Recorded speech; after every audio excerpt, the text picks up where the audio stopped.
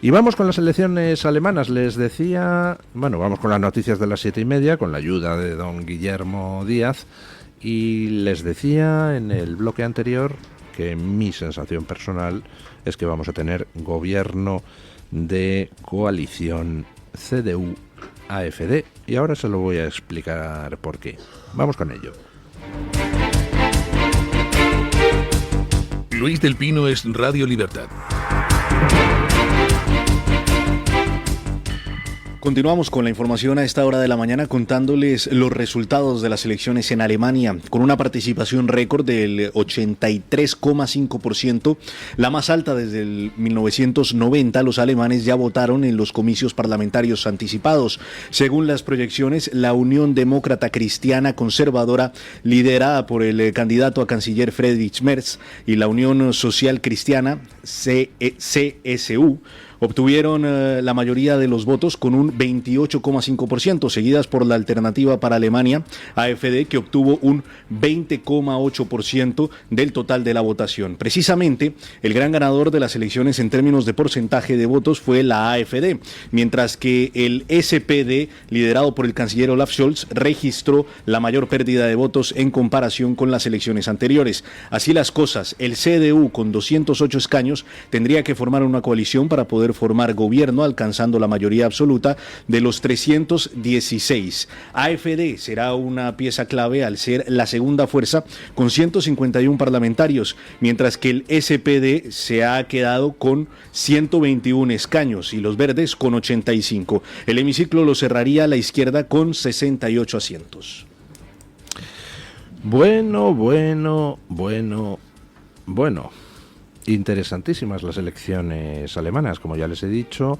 Espectacular subida de la AfD, la derecha soberanista alemana, que duplica exactamente sus votos. Tenía el 10,4% y pasa al 20,8%. Tal como han quedado las cosas, pues solo hay dos posibles coaliciones. O bien los populares alemanes, que son quienes ganan los comicios con un 28% frente al 21% que tiene la AfD, o bien los populares alemanes pactan con los socialistas, que han salido estrepitosamente derrotados en estas elecciones, pero entre los dos suman mayoría absoluta, 328 escaños frente a 315 que hacen falta, o bien los populares se decantan por pactar a su derecha hacia la AfD, y hay un gobierno de derecha o centro-derecha más derecha soberanista. Son las dos únicas soluciones. Cualquier otra solución sería redundante. Por ejemplo, pues los populares alemanes pueden pactar con los socialistas y además con los verdes, o además con los podemitas, pero sería redundante porque entre populares y socialistas ya suman una mayoría absoluta y no hay otra combinación posible. Bueno, pues vamos a ver qué es lo que pasa. Muy interesantes las matrices de transferencia de voto que han hecho algunas encuestadoras preguntando a la gente en las urnas y tal. ¿De dónde saca sus votos la derecha soberanista? Es decir, ¿cómo es posible que duplique resultados? Pues duplica resultados porque le quita 1 millón de votos a los conservadores, a los populares de la CDU, pero le quita 100.000 votos al Podemos de allí, y le quita 100.000 votos a los verdes de allí, y le quita 900.000 votos a los liberales de allí, y le quita 720.000 votos a los socialistas de allí. Es decir, AfD, la derecha soberanista, es un partido pues con una absorción de voto bastante transversal. Porque en realidad los temas que están impulsando el ascenso de la derecha soberanista en toda Europa, es decir, el tema migratorio, el tema de la crisis económica derivada de la estafa ecologista, etcétera, etcétera, pues son temas que afectan a gente de derecha y a gente de izquierda. Simplemente pues llega un momento donde alguien, independientemente de a quién vote, pues dice, jolín, esto es insoportable. Entonces mira hacia arriba, mira a ver quiénes están gobernando, quiénes han gobernado antes, quiénes son responsables de que la cosa sea insoportable, y se van a votar al partido de la derecha soberanista, independientemente de a quién votaran antes. ¿Cómo ha conseguido la CDU estos resultados? Es decir, ¿por qué gana la CDU? Pues porque absorbe un montón de voto del Partido Socialista, cerca de 2 millones de votos le quita al Partido Socialista alemán, y otro 1 millón de votos pues se lo quita a los liberales alemanes. Y la coalición semáforo que gobernaba hasta ahora, que eran socialistas, los verdes y los liberales, pues se mete una castaña impresionante, con la excepción de los verdes, que suben de 4,4 a 8% más o menos del voto, pero los liberales y los socialistas obtienen su peor resultado histórico. Lo repito, desde 1949 no había tenido el Partido Socialista en Alemania un resultado tan desastroso. Están en el 16 y pico %. Van camino de la irrelevancia, salvo que ahora los populares, pues con ellos pacten un gobierno de amplio espectro. En cuanto a los liberales, peor resultado de su historia. Ya habían quedado fuera del Bundestag, del Parlamento alemán, hace, pues, me parece que fue en 2013, hace como 10 años, pero habían quedado fuera con un 4,7%. Ahora han quedado fuera, pierden sus 91 escaños con un 4,3%, es decir, peor resultado histórico. La izquierda podemita anti-inmigración, escindida de la izquierda podemita, es decir, la plataforma Sarah Wagenknecht, se ha quedado fuera del Parlamento por 10.000 votos de nada. Ha sacado un 4,97% cuando hace falta un 5% para obtener representación parlamentaria. Gracias a eso, una de las opciones de gobierno es populares más socialistas solamente. Si hubieran entrado los de esta plataforma Sarah Wagenknecht, entonces habrían entrado con 30 escaños, y entonces la combinación de gobierno podría ser en Alemania únicamente populares más AfD, o bien populares más socialistas, más otra cosa que habría habido que incorporar, porque si no nos alcanzaban los 315 escaños que marcan la mayoría absoluta. Bueno, luego a las 8 les explicaré qué creo que va a ocurrir con el tema de las coaliciones. Yo creo que al final habrá un gobierno entre los populares de allí y la AfD, aunque es posible que tarde algo de tiempo, y les explicaré qué es lo que creo que va a pasar y por qué lo creo. Mientras, aquí en España, pues seguimos con... antes de pasar a eso, algún dato curioso sobre la demografía de estas elecciones en Alemania. La AfD ha ganado en prácticamente toda la Alemania del Este. Y cuando digo prácticamente toda es porque lo único que se salva es Berlín. El resto gana la AfD en todos sitios. En el oeste, pues gana la CDU prácticamente, la CDU-CSU prácticamente en todos sitios, es decir, los populares. Y dirán ustedes, ¿y por qué esa separación? Pues muy sencilla. En lo que era la Alemania del Este es la zona más pobre de Alemania, por tanto, gente con un nivel socioeconómico menor, por tanto, gente que sufre la crisis económica más que en el oeste, donde hay un nivel de vida mayor, etcétera, etcétera, etcétera. Pero resulta curioso el comparar ese mapa de quién ha ganado en cada sitio con el mapa de la inmigración, porque mientras que en otros países la derecha soberanista asciende más en los sitios donde hay más inmigración porque hay más problemas, pues en Alemania no.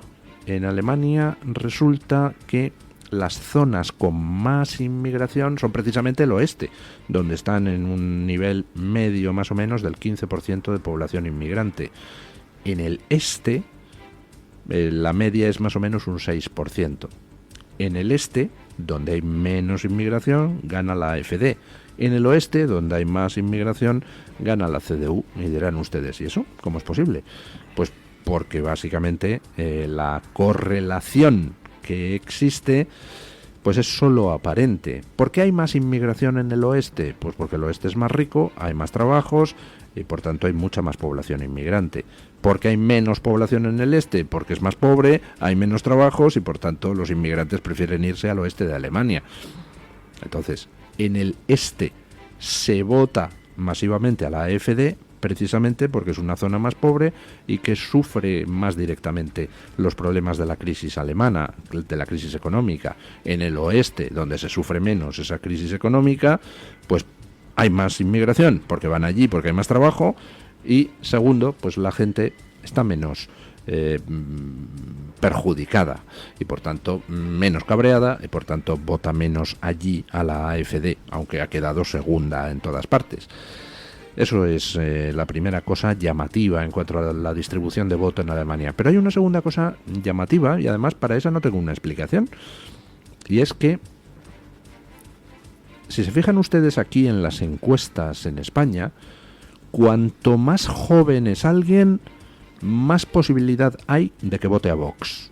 En estos momentos Vox es el primer partido en la franja que va de los 19 hasta los 30 años.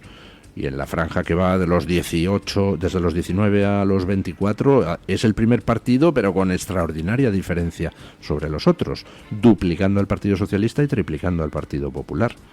Cuanto más joven es un español o española, más vota a Vox. Bueno, pues en Alemania es al revés.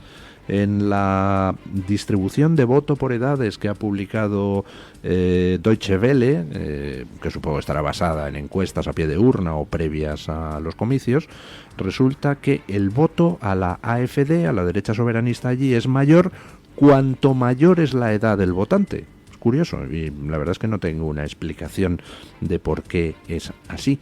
Y si alguien la tiene, pues le agradeceré que me la haga llegar a través de Twitter. Bueno, vamos a España. Luego les comentaré qué es lo que creo que va a pasar con la formación de gobierno en Alemania, en las noticias de las 8. Pero aquí en España, pues hoy los medios publican bastantes cosas en una semana que es bastante crucial judicialmente. Por lo pronto, pues tenemos noticias sobre los amaños de obras públicas que denunció Aldama y para los cuales presentó como prueba anotaciones manuscritas de Koldo. Bueno, pues esas anotaciones manuscritas demuestran que efectivamente hubo amaño en la concesión de obra pública. ¿Y qué amaño? Escuchen. Y volvemos a España para contarles que el manuscrito de Koldo García que Víctor de Aldama entregó al Tribunal Supremo prueba que 5 obras del Ministerio de Transportes fueron amañadas antes de ser licitadas. El asesor de José Luis Ábalos dio el documento a Aldama a principios de 2019, antes de que se publicaran las licitaciones de la Dirección General de Carreteras de Javier Herrero. Las constructoras se presentaron en UTE, tal y como indicó Koldo García al empresario en ese manuscrito, y recibieron los contratos salvo en un caso porque la oferta económica era demasiado baja y fue descalificada por baja temeraria. Según informa hoy El Español, la quinta licitación señalada con una más, la que quieras, por el asesor de Ábalos, fue a parar al constructor José Ruz, dueño de Levantina, en la obra de la A12, que en su momento llegó a desvelarse como sospechosa. De esta manera, los 5 contratos preadjudicados por el Ministerio de Transportes de José Luis Ábalos suman 288 millones de euros y corresponden al año 2019, uno antes de la pandemia, y de los contratos de mascarillas investigados a Soluciones de Gestión SL. Toma ya, 5 contratos de obra pública amañados, 288 millones de euros. ¿A cuánto ascenderían las comisiones repartidas con este amaño de la obra pública? Pues si ponemos el 3%, que yo creo que quedó obsoleto hace mucho, pues estaríamos hablando de 84 millones... Perdón, de 8,4 millones de euros en comisiones. Si en lugar del 3% es el 10% lo que se repartieron, pues estaríamos hablando de casi 30 millones de euros. Así que recapitulemos. Antes de la pandemia, la intención original era forrarse con el reparto de obra pública. Llega la pandemia lógicamente paró los temas de obra pública. Difícilmente puedes estar picando piedra en una carretera mientras estás confinado en casa, con lo cual pues dijeron, oye, vendemos material sanitario, y se pusieron con ello. Acaba la pandemia y entonces se pasan a los hidrocarburos. Más o menos fue así, ¿no? O eso creo entender. En la primera fase se llevaron pues las comisiones sobre 300 millones de euros en licitaciones públicas. En la segunda fase se le llevaron todas las comisiones de decenas y decenas de millones de euros por las mascarillas y otro material sanitario. En la tercera fase defraudaron 180 millones de euros a Hacienda con el tema de hidrocarburos. Unos hiperactivos estos tíos. Vamos, le hacían a todo. Y mientras tanto, pues con señoritas de compañía de diverso pelaje, de acá para allá. Muy interesante la información que trae El Español, y que, pues imagino que el juez estará valorando de cara a empapelar, pues no solo a los más conocidos, Koldo, Ábalos, etcétera, sino también algún otro imputado que hay perteneciente a la administración y que habría participado en todas estas concesiones a dedo de obra pública con las que se repartieron comisiones preadjudicando a determinados constructores dispuestos a pagarlas.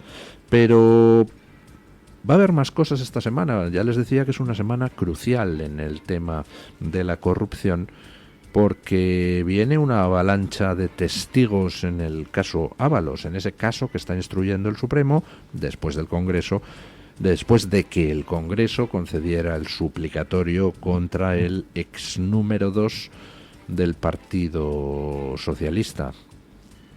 Alguna de esas declaraciones no me la pienso perder, si es que puedo hacerme con ella, porque tengo extraordinaria curiosidad, por ejemplo la de Jessica, pero no es la única que va a declarar. Escuchen.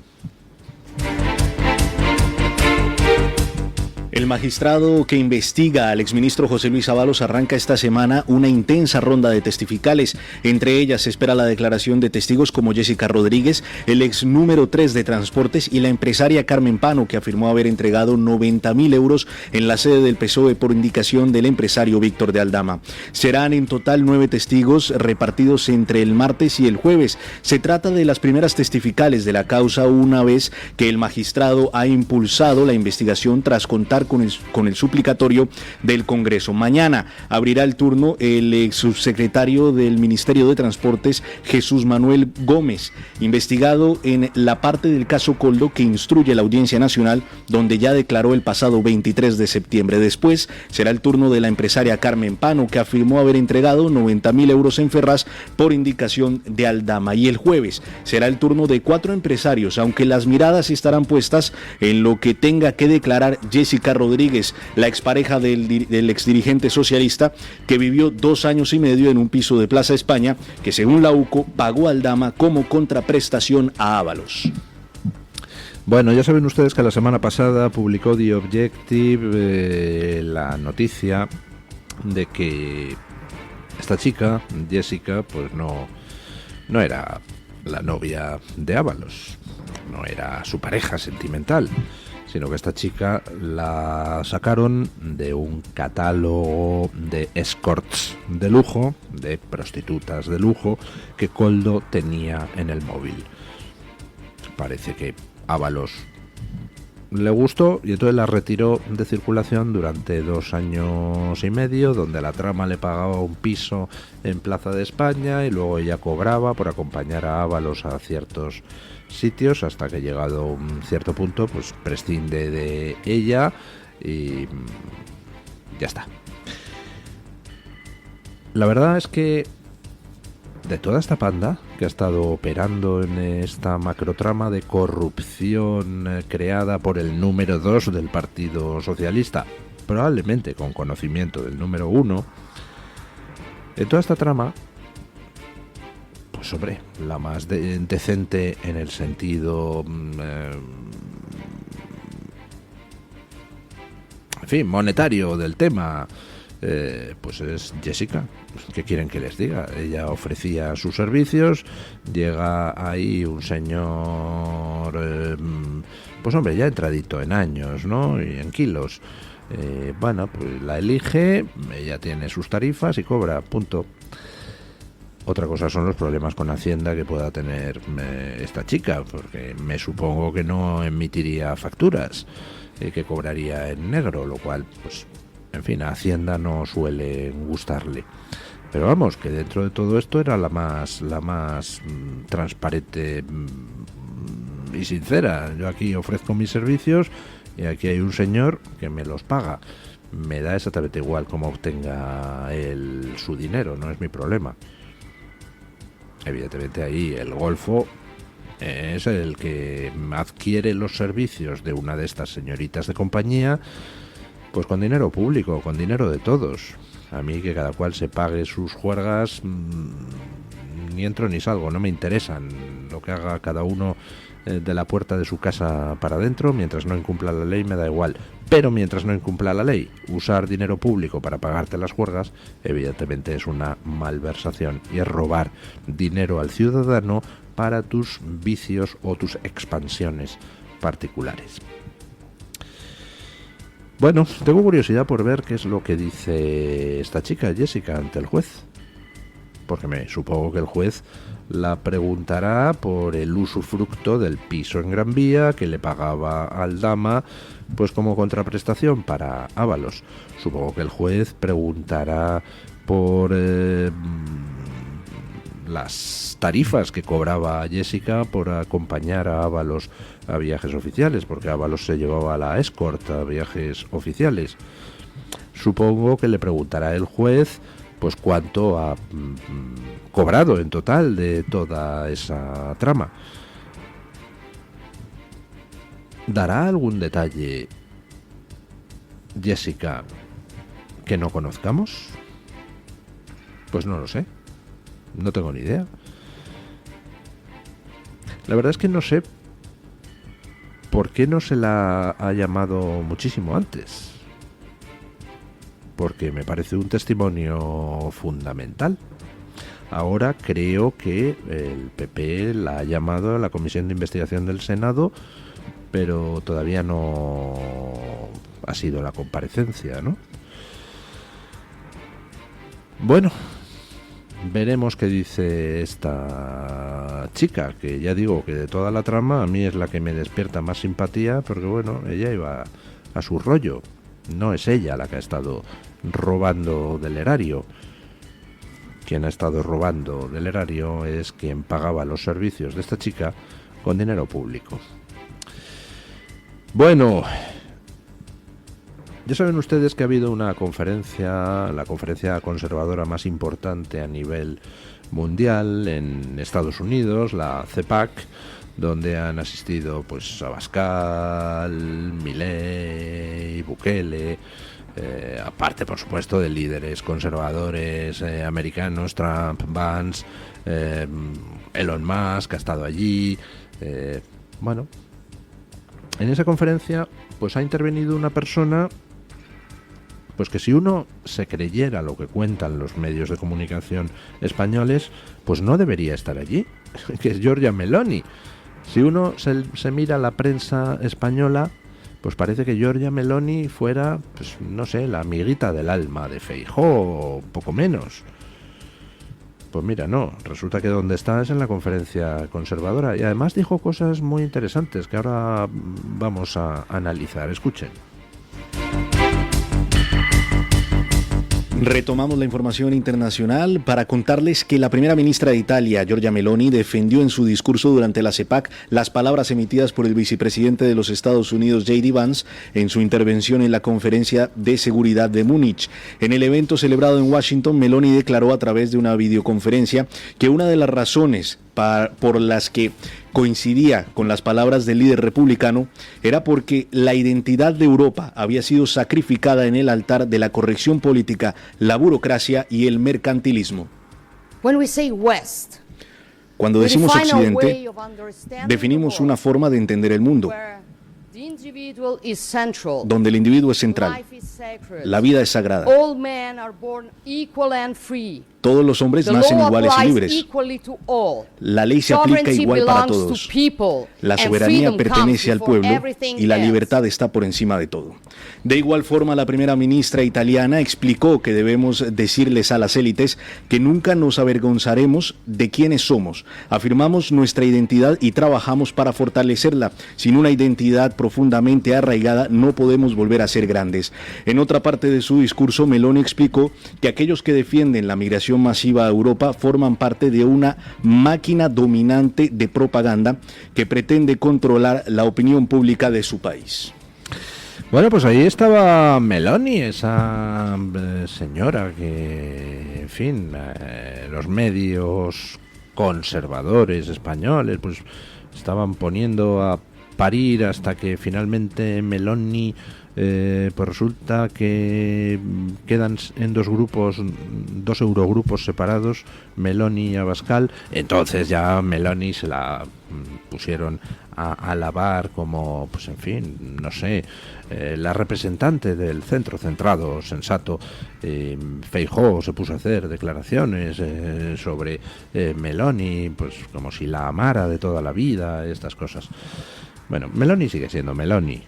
Meloni es una mujer que viene de la derecha tradicional, de la derecha soberanista italiana, que preside un gobierno de coalición donde están los populares italianos, más el MI5, más algún otro partidillo, y entonces, bueno, pues tiene que hacer equilibrios políticos y, por tanto, pues en su papel de presidenta de Italia tiene que nadar y guardar la ropa, hacer caso al consenso existente en su gobierno, que no es monocolor, y al final, pues bueno, ahí anda en el grupo de conservadores y reformistas que ha apoyado finalmente a von der Leyen, pero poquito, pero bueno, tiene que guardar los intereses de Italia, actuar como presidenta de gobierno, y eso le obliga a ciertos equilibrismos. Vox está en el grupo de patriotas, donde está evidentemente en oposición frontal a von der Leyen. Pero el hecho de que estén en grupos distintos obedece más a cuestiones tácticas y a necesidades del gobierno italiano que a ningún tipo de distanciamiento real. Meloni sigue siendo Meloni y sigue opinando exactamente las mismas cosas. Y en la CEPAC no solo defendió el discurso de Vance en la conferencia de Múnich, donde puso a parir a toda la casta europea, sino que se prodigó en elogios a Trump y a Milei. Todo esto después de que sepamos cuál es la postura de Trump con lo de Ucrania y demás. No se cortó un pelo Meloni en decir que Trump ha puesto a la izquierda histérica y que a ella le parece muy bien que ponga a la izquierda histérica. El mundo está cambiando y está cambiando a toda velocidad. Y Vox ha sabido articular una serie de alianzas internacionales, pues que han quedado reflejadas en la presencia de Abascal en el estrado de la CEPAC y en las palabras de agradecimiento posteriores de Trump hacia Abascal. Y vamos a ver muchísimas cosas cambiar en los próximos 2 años, y a una velocidad que va a dejar a mucha gente fuera de juego, descolocada, y va a ser bueno que sea así. Vamos con doña Rebeca Crespo para que nos cuente qué trae hoy la Gaceta en portada. Buenos días, doña Rebeca. ¿Qué tal? Muy buenos días y feliz lunes para todos los oyentes de Mañanas en Libertad. Este lunes en Gaceta.es seguimos muy pendientes de las elecciones en Alemania, en las que el Partido Soberanista Alternativa para Alemania ha logrado casi un 21% de voto, en el que es su mejor resultado histórico, aunque los partidos tradicionales, liderados por la Unión Democristiana, pueden conformar un gobierno de coalición.